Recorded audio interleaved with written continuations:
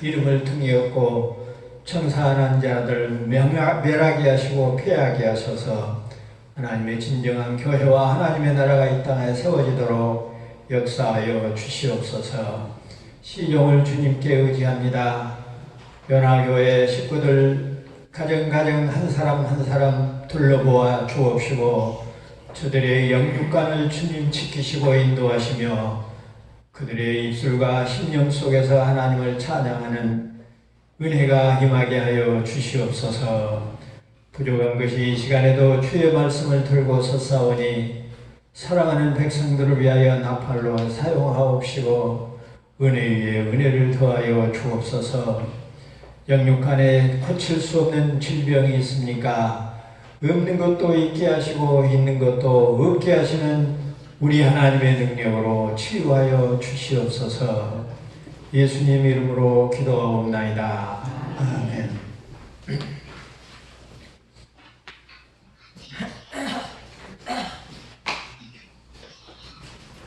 프로그램이 돌아옵니까? 돌아오고 있어요? 네.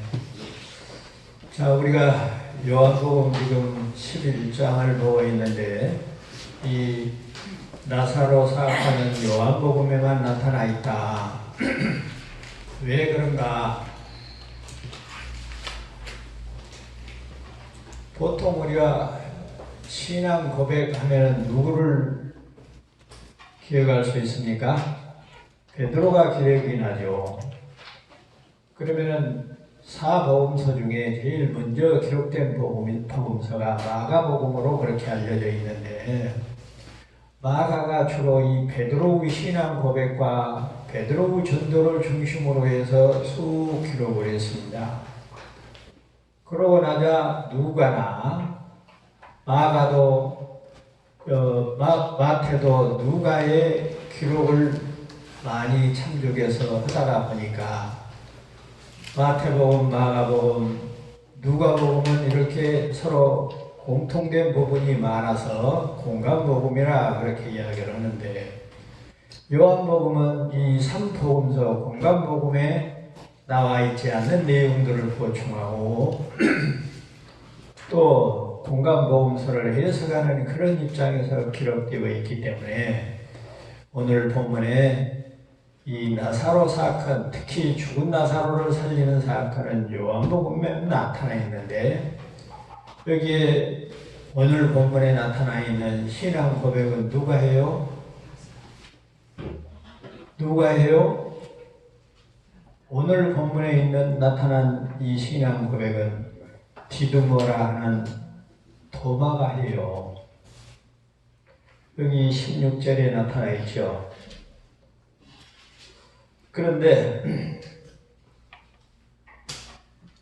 오늘 본문 6절에 보면은 예수님이 이제 예루살렘 부근에 있는 베다니와 요단강 동편에 있는 베다니아 이 두 지역이 배경이 되어서 11장이 전개되고 있는데 이 두 지역은 서로 상반된 지역이라 그렇게 지난 시간에 설명을 드렸고 극과 극의 형편인 그런 처지에 있는 동네고 또 이 나자로스는 이 엘리야사를 우리들이 구약의 엘리야사를 기억할 수 있을 만큼 하나님의 도움을 받은 자다.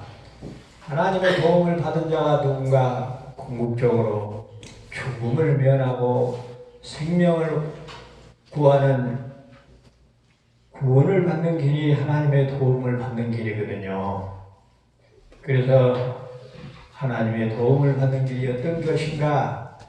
또 예수님이 하나님의 도움받을 자들을 찾아서 사역하고 있는 표적들은 궁극적으로 하나님께 영광을 돌리기 위해서다. 이런 이야기들까지 지금 해왔습니다. 그런데 예수님이 사랑하는 마리아와 마르다의 오빠인 나사로가 죽었다는 소식이 들려온 거예요. 그런데 여기 보니까 6절에 보니까 이틀을 더 머물렀다 그렇게 되어 있어요. 그랬죠?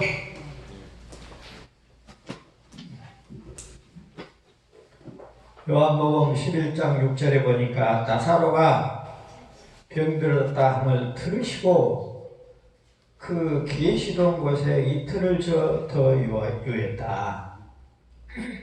그러면 우리 같으면, 나나 여러분 같으면 사랑하는 사람이 그런 위험을 당했다고 하면 만사를 쳐놓고 뛰어가도 속이 시원찮은데 느긋하게 이틀을 더 유예하셨어요. 그 이유가 뭔가? 그러죠? 그 이유가 뭔가? 우리가 성경을 볼 때 이런 식으로 연구하기는 그렇고 하나님이 말씀하고자 하는 의도를 찾아 나서는 것이 성경을 보는 바른 방법입니다. 분명히 우리 보통 사람들 생각 같으면은 아니 사람이 아파서 죽게 생겼다고 그러는데 그 말을 듣고도 이틀을 더 유하고 말씀하면서 그건 죽을 병이 아니고 하나님의 영광을 위하여 생긴 병이라고 그렇게 이야기를 하고 있거든요. 자, 그래서 그 이유는 우리가 잘 아는 대로 역시 하나님의 영광을 위해서다. 하나님의 뜻을 위해서다. 모든 문제는 하나님 중심이라고 하는 것이 여기서 분명하게 나타나고 있습니다. 사람 중심이었으면 사람이 이익하기 때문에 빨리 뛰어갔을 텐데, 그러죠? 하나님 중심, 하나님의 뜻을 위하고 하나님의 영광을 드러내기 위한 놀라운 비밀이 이틀 동안 거기서 더 머물러 계셨다고 하는 사실입니다. 물론 그 당시에 로마의 총독이 예루살렘 성전을 중심으로 해서 통치를 하고 있었고, 그 외 유다 변두리에는 우리가 잘 아는 이 헤롯 왕 안디바가 통치하는 그런 지역이죠.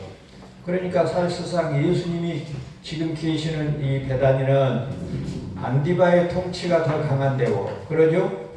이제 나사로가 죽은 곳 마리아와 마리다의 고향인 베다니는, 예루살렘 부근에 있는 이 베다니는 로마 총독의 통치가 영향이 끼치는 그런 곳이지요. 그러니까 따지고 보면은 예수님이 지금 계신 곳으로 온 이유는 뭐였어요? 유대인들이 예수님을 잡아서 죽이려고 하니까 사실상 피해서 와 있는 것이거든요. 그런 점으로 보면, 방금 설명한 점으로 보면 예루살렘 중심으로 총독이 영향력이 있는, 총독의 통치가 영향력이 있는 그 부분은 친 로마파가 극성을 부리고, 우리말로 하면은 친일파들이 극성을 부리던 것이고, 그러죠? 이제 비록 유대 왕으로 세워지기는 했어도 옛날에 우리 고종이 허수아비 노릇을 했던 것처럼 이 지방에는 그래도 안디바의 영역이 있었던 것이라 조금 더 민족주의적인 그런 사람들이 남아있는 그런 곳이라. 자, 그런데 7절에 보니까 이틀을 더 있다가 뭐라고 말씀을 하시냐. 자, 다시 유대로 가자. 그러죠? 다시 유대로 가자. 여기서 유대로 가자라는 말은 베다니로 가자 그 말이거든요. 나사로가 있는 베다니로 가자. 우리가 지금 서울 간다고 말하면 꼭 서울 특별시를 갈 때 서울 간다고 말합니까? 성남을 갈 때도 서울을 간다고 오라고, 인천 갈 때도 여기서 서울 간다고 오라고 아울러서 그냥 이야기를 하는 그런 의미거든요. 여기서 유대로 가자 그 말은 예루살렘 부근 로마 총독의 통치에 영향력이 끼치는, 무엇이 도사리고 있는, 죽음이 도사리고 있는 그곳으로 가자는 이야기와 같은 거죠. 비교적 안전한 곳에서, 그러죠? 위험한 곳으로 가자고 하셔요. 그건 왜 그런가? 그 역시 하나님의 영광을 위한 거죠. 그런데 하나님의 영광이 언제 나타나요? 자기 백성이 도움을 받을 때, 하나님의 백성이 도움을 받을 때, 말을 바꾸면 하나님의 백성들이 구원을 받을 때 하나님의 영광이 나타나는 거예요. 그래서 지금 나사로를 살리기 위해서 지금 이제 유대로 가자라고 하는 말은 나사로를 살리러 가자는 이야기예요. 본인에게는 죽음이 가까워도 그러죠. 자기 백성들에게는 생명의 구원이 있는 그곳으로 가자는 이야기입니다.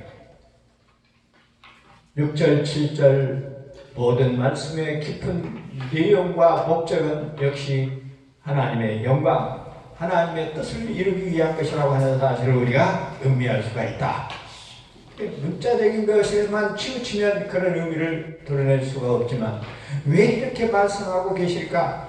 왜 이렇게 하자고 하실까라고 하는 의미로 늘 그 말씀에 대한 의미를, 뉘앙스를 파내려고 예를 쓸 때 우리가 이런 의미들을 발굴해내고 찾아낼 수 있다는 사실을 알게 되는 겁니다. 8절로 다시 한번 넘어갑시다. 8절에 넘어가 보니까 제자들이 뭐라고 그래요? 그곳에서는 돌로 치려고 했지 않습니까? 그런데 다시 그곳으로 가려고 합니까? 결국은 어쩌자는 말이에요? 가자는 말이요? 가지 말자는 이야기예요? 가지 말자는 이야기예요. 그럼 누구 중심이에요 여기는? 사람 중심, 인간 중심으로 이야기하고 있어요. 예수님은 벌써 하나님의 영광을 위해서 자기의 죽음을 무릅쓰고 자기 백성을 구원하는 하나님의 영광을 위해서 가려고 하는데 사람들은 하나님의 중심, 하나님 중심, 하나님의 영광을 위해서 사는 것이 아니라 자기 중심이요 자기 이익을 위해서 살고 있다고 하는 것이 이런 구절에서 역력히 드러나 보이는 것입니다. 자, 9절로 넘어갑시다. 9절, 10절로 넘어가 보니까 예수님이 9절에서 뭐라고 말해요? 그들의 말을 듣고 낮이 12시가 아니냐. 사람이 낮에 다니면 이 세상의 빛을 범으로 실족하지 아니하고 밤에 다니면 빛이 그 사람 안에 없는 거로 실족하느니라. 이 9절과 10절은요 예수님이 자기의 생애를 빛과 낮과 밤, 빛과 어둠으로 지금 소개하고 있는 거예요. 자기가 활동하고 있는 것을 무엇으로 지금 소개해요? 낮으로 소개하고 있는 거예요. 자기가 활동할 수 없는, 그러니까 예수님의 공생애는 그러죠? 자기 백성을 살리는 구속의 역사, 그 생애는 죽음과 부활의 두 영역으로 나누어져 있는 것처럼 예수 그리스도가 살아서 복음을 전할 때는, 그리고 그것을 믿고 받아들일 때는 그들에게 생명이 되고 구원이 되지만 이제 순환의 때가 되어 십자가에 못 박아 죽게 되면, 그 순환 기간이 되면 그 순환에 동참하는 로마 병정들과 유대 종교 지도자들은 실족하게 되고, 그 십자가의 의미를 알지 못하는 백성들은 어떻게 돼요? 하나님을 알지 못하는 거로 은혜를 받지 못하는 밤의 시간이 되는 거죠. 지금 여기 낮과 밤 9절 10절의 의미를 지금 아주 간단하게 제가 설명을 드렸는데 이해가 된지 모르겠어요. 예수님은 자기의 생애를 지금은 어찌요? 자기 백성을 위하여 복음을 선포하고 표적을 구하는 그 시간들은, 그 기간들은 단순히 낮과 밤은 지금 어떤 그 우리가 말하는 밤낮을 말하는 것이 아니고 그 낮과 밤의 기능을 자기의 공생애에 지금 비추어서 설명을 하고 있는 거죠. 그러면서 뒤에서 말을 하죠. 나는 부활이요 생명이다. 보통 이제 여기서 유대인들은 낮 시간이라고 하면 오전 6시에서 오후 6시까지 12시간을 말하죠. 이 시간은 자기의 복음을 선포하고 하나님의 나라를 또 하나님의 영광을 드러내는 공적인 그런 사역, 그러죠? 공적 생애를 설명하고 있는 거예요. 그래서 나사로를 살리러 가는 그 일은 무슨 일이요? 빛과 같은 하나님의 영광이 드러나는 낮의 생활, 낮의 시간과 비교를 하는 거이고, 이제 그가 십자가에 못 박혀 죽게 되면 꼭 밤의 시간과 같다고 하는 사실을 이야기하고 있는 거예요. 그래서 얼마 있지 않으면 밤과 같은 예수 그리스도의 순환 때가 되면 많은 사람들이 넘어지고 고난을 받게 될 것이라고 하는 사실을 암시해 주고 있는 것입니다. 11절에 예수님이 뭐라고 말씀하십니까? 우리 친구 나사로가 잠들었다. 그러나 내가 깨우러 가노라. 잠이 들었다고 그래요. 자, 성경에 잠은 이중성이 있어요. 이중적 표현이 있죠. 잠은 여기에 보면 우리가 실제로 잠자는 거 있죠. 육체적인 쉼, 잠을 자는 것. 그러나 육체적인 죽음을 완곡하게 표현한데, 그러죠? 잠잔다. 그렇게 표현을 해요. 그래서 여기에 잠이라고 하는 의미를 우리들이 잘 이해를 해야 돼요. 나사로가 실제로 잠자는 것이 아니라 죽었지만 자고 있다. 그 전에 말씀을 드렸어요. 모든 피조물은 멸망하거나 없어지는 것이 아닙니다. 죽는 것이 없어요. 아담은 보잘것없는 피조물 무생물이라 할지라도 그 형태가 변하고 가용 에너지가 비가용 에너지로 변화가 될지언정 없어지지는 않는다. 물량 보존의 법칙이죠. 과학이 발견해내는 일이요. 하나님의 창조 사역을 과학이 그렇게 증명을 했어요.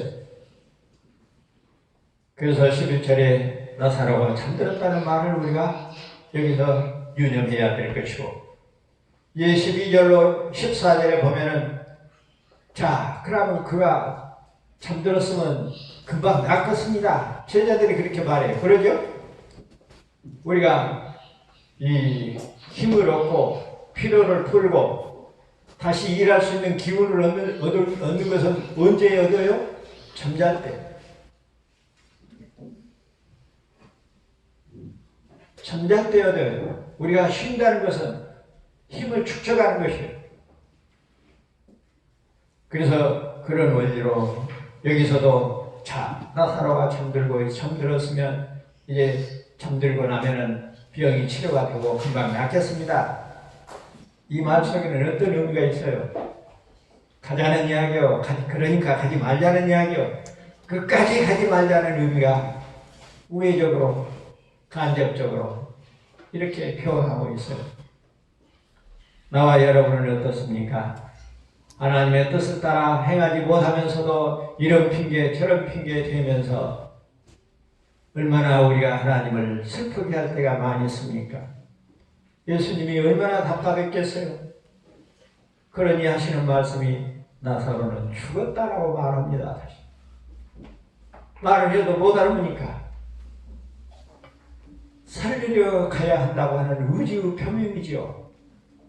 나사로가 죽었다는 말은 우리가 이대로 가자는 말과 이렇게 연결되므로, 그러죠? 그것은 곧 하나님의 영광을 위하여, 하나님의 뜻을 위하여 자기 백성을 구원하는, 자기 백성에게 생명을 부여하는 일로 연속시키고 있는 것을 우리가 알 수가 있어요. 그래서 나사로는 죽었다 하는 말씀이 나사로를 살리러 가야 한다는 의미가 들어있는 것을 우리가 발견하게 되는 것입니다.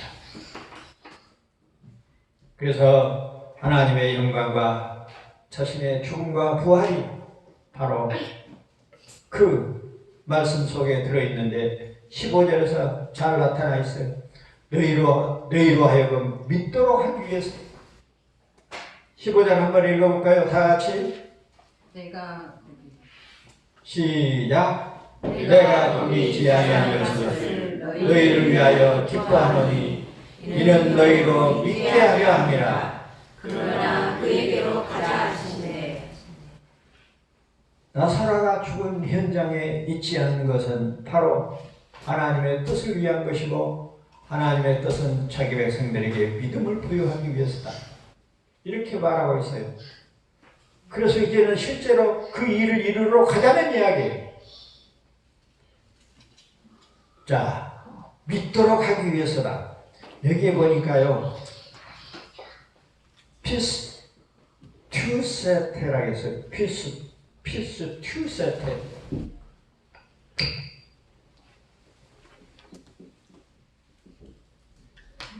피스 튜세테.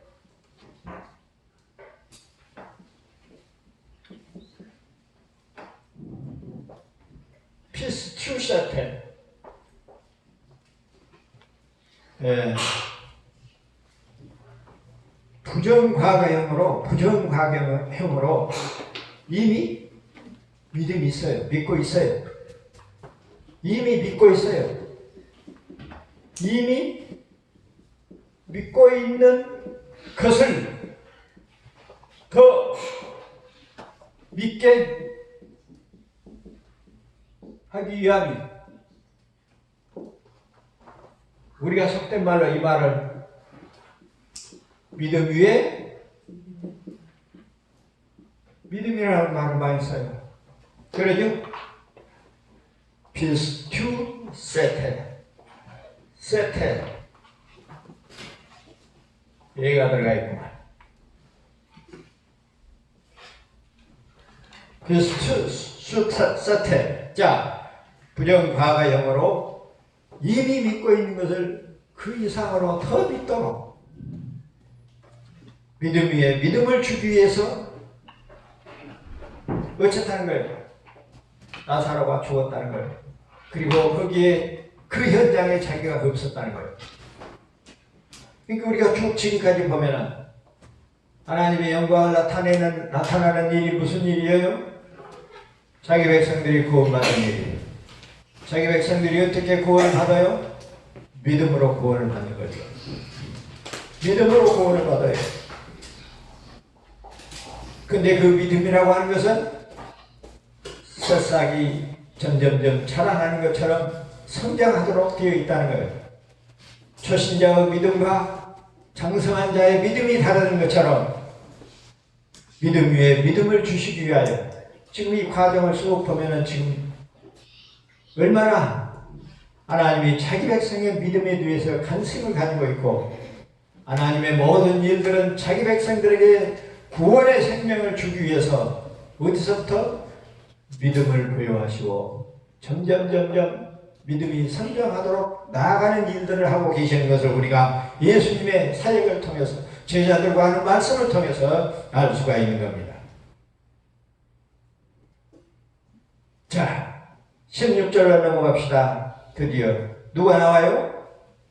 디두모라 하는 도마가 다른 제자들에게 말하되 우리도 주와 함께 죽으러 가자. 얼마나 단순한. 이 디두모라는 말은 헬라어예요. 헬라어. 의미는 쌍둥이라는 의미가 있어요. 쌍둥이.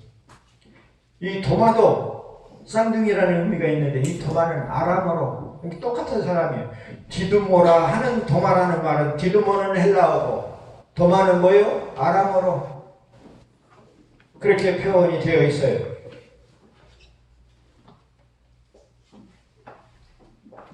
바로 이 디두모와 도마가 신앙을 고백하고 그가 적극적으로 주님을 따르려고 하는 모습이 나타나기 시작합니다. 나사로 사건이 요한복음에만 나온 이유가 바로 이 디두모와 도마의 신앙 고백 때문에 그렇다고 전해집니다. 왜 베드로가 아니고 도마가 사건인가? 아까 설명을 했습니다. 17절로 넘어갑니다. 17절에 뭐라고 이야기하고 있습니까? 예수님께서 와 보시니 나사로가 무덤에 있는지 이미 며칠이라 나흘이 되었습니다. 유대 지방에는 기온이 굉장히 높아가지고 사람이 죽으면 금방 썩어요. 그래서 당일날 최소한도는 사흘 안에 다 매장을 한다고 합니다. 그런데 사흘 동안 묻지 않고 기다리는 이유가 있는데 그들에게 풍습으로 영원히 육신을 떠났다가 육신의 몸을 빙빙 돌다가 상황 봐서 다시 들어오는 경우도 있다는 거예요. 그 경우를 배제하지 않으려고. 그러죠? 사흘 동안 지내다가 장사를 지내는데 그 풍습이 우리나라에까지 돌아온 거예요. 네? 자, 이 풍습은 장차 사흘 동안에 십자가에 못 박혀 죽으시고 부활하실 예수 그리스도의 죽음과 부활이 담겨져 있는 그런 놀라운 사실을 우리가 발견하게 됩니다. 유대인들의 장사 풍습 안에서도 예수 그리스도의 죽고 부활함이 깃들어 있다고 하는 놀라운 사실입니다. 시간 관계상 18절, 19절로 넘어갑니다. 거기에 가니까 많은 유대인들이 있었어요. 유대인들이 많이 있었다는 말은 마리다와 마리아의 가문이, 나사로의 가문이 상당히 어째요? 유명한 가문이었다고 하는 사실을 알 수가 있어요. 또 예루살렘에서 몇 킬로? 약 3킬로 된다고 했어요. 3킬로 정도면 걸어서 이문 갈 만한 거리죠. 이 18절, 19절에서 말하고 있는 걸 보면은 복음을 전파하기 위하여 많은 사람을 준비해 두었다는 사실을 우리가 여기서 간파해요. 예수님이 자기의 표적을 행하러 갈 때 많은 사람들이 기다리고 있었어요. 물론 그 중에 어떤 사람들은 비관적이고 부정적인 사람도 있었지만 많은 사람들이 그러죠? 예수님을 믿었다고 나중에 말을 하기도 합니다.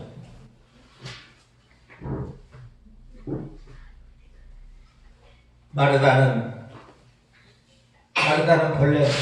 본래 큰 언니요. 마리아가 작은 동생이고, 이 마리아는 큰 언니이기 때문에 주인이에요. 여주인이라는 의미가 있어요. 이 마리아라고 하는 이름에는 고상한, 높은 그런 의미가 있어요. 그래서 마르다는 활동적이고 적극적인 여자인가 하면은 마리아는 사색적이고 헌신적이며 기다리는 능력이 있는 그런 기다리는 성격을 가진 그런 여자라고 소개되고 있습니다. 21절로 넘어갑니다. 만일 주께서 여기 계셨다면 마르다가 하는 말이 내 오라비가 죽지 아니하였을 것이라고 말합니다. 마르다는 아직 백부장처럼 먼 곳에서도 주님이 병을 고칠 수 있는 분이라는 것을 아직 알지 못하고 있었고, 죽은 자까지라도 다시 살릴 수 있다고 하는 그런 믿음을 갖지 못한 초보적인 여자였던 것을 우리가 여기서 발견하게 됩니다. 자, 오늘 회개 보고가 있다고 하니까 여기 20절까지만 하고 21절부터 다시 다음 시간에 보도록 하겠습니다. 21절부터 다음 시간에 봅니다. 지금까지 말씀을 정리하겠습니다. 예수님이 제자들과 나사로가 죽은 곳으로 가자고 하는 의미가 어떤 것이었는가를 설명을 드렸고, 이제 21절부터는 마르다하고 이야기하는 내용이 쭉 소개되고 있습니다. 27절까지. 마리아는 안 나와요. 그럼 우리가 잘 아는 대로 마리아는 그 전에 예수님 턱 밑에서 말씀을 받아서 늘 나름대로 신앙이 정리된 사람이라고 생각할 수가 있는데, 마르다는 그런 정적인 사람보다는 대적하고 그런 적극적이고 활동적인 사람이었기 때문에 예수님께서는 마리아보다는 마르다에게 더 신앙을 불어넣어 주어야 되겠다는 그런 작정을 하시고 그와 대화하는 내용이 소개되어 있는데, 그건 다음 시간에 보기로 하고, 자, 우리가 예수님이 제자들과 대화를 하는 과정 속에서 인본주의와 신본주의가 어떤 것인가를 다시 한번 확실하게 정리하고, 모든 문제를 신본주의로 하나님의 영광을 위하여 먼저 일할 수 있는 나와 여러분이 될 수 있기를 성부와 성자와 성령의 이름으로 축원합니다. 기도하겠습니다. 거룩하시고 자비로우신 아버지, 예수님께서는 자신의 목숨까지라도